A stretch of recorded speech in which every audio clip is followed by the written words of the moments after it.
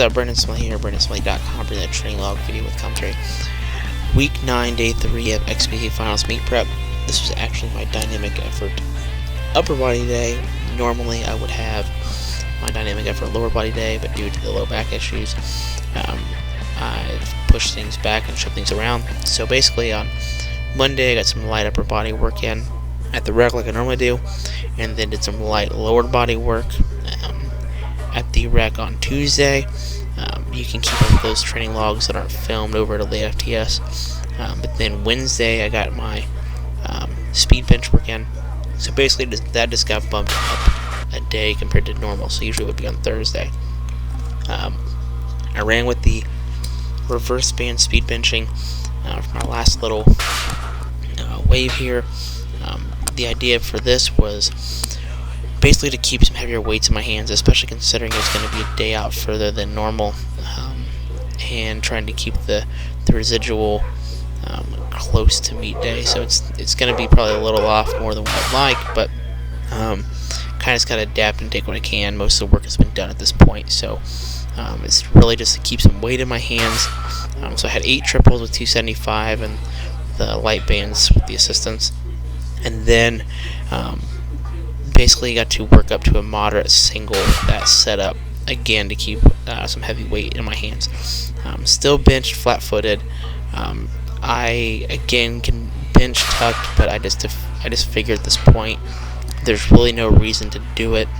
I just need to optimize every chance I get from a recovery standpoint, and benching flat-footed right now is just gonna be the best way to go. So I worked up to 365 for a single. I mean, had I tried to really get amped up for it, it probably would have moved a lot better. I was trying to keep myself pretty calm and keep my general stress pretty low. I don't train with a high mentality of getting psyched up very much in general, but at this point there's just really no reason to beat my CNS up over that whenever there's something else that needs to be recovered, like my low back. And then just drop down to 3 plates with a close grip and knock that out for a set of 4 to get a little more overload on the triceps, specifically considering I pulled the close grip bench out at this point because there's no reason to hit those kind of reps at this point with basically 10 days left. So in terms of rehab, I'll discuss what I've come up with the past couple days. Monday I went and saw my chiropractor, and after my morning clients, and it looks like my sacrum was all kinds of twisted up. It was basically left facing, which means the right side was twisted forward and the left side was twisted back, and then my right ilium was actually jammed up into my in comparison to my left one. So basically my sacrum was twisted and then my right side was also up. So that was probably what was causing a vast majority of the pain. He thinks what happened was I already had this issue, which I do naturally have a left facing hip structure just because of the way my rotators are tight and weak in certain spots. It's something that's been tried to work on for years. It's gotten better, but it's just the nature of being an athlete my entire life and always having my left leg be my dominant leg in athletics. So between baseball and basketball and my wrestling tenures, my left leg has always been my power leg, where most of my explosiveness comes from when it comes to single leg movement. So you think of layups and jumps and bounds, and pushing off bags like on a base running, and also with wrestling, leg drive, coming up out of any kind of single leg or a takedown or a stand up out of the bottom. Everything was basically optimizing to have my left leg be the power leg. So with that being said, it's just a reoccurring thing. Like I said, I've had this kind of issues before with the hips, but never an injury occur because of this. So anyways, he gave me a good adjustment, just a good amount of work on that, and got my hips distracted a little bit more. Some really good adjustments in subluxations. from the cervical spine all the way down, but mainly focusing on my hips. Also gave me a little bit of soft tissue work in my lumbar and high glute area to get that to relax before he adjusted it.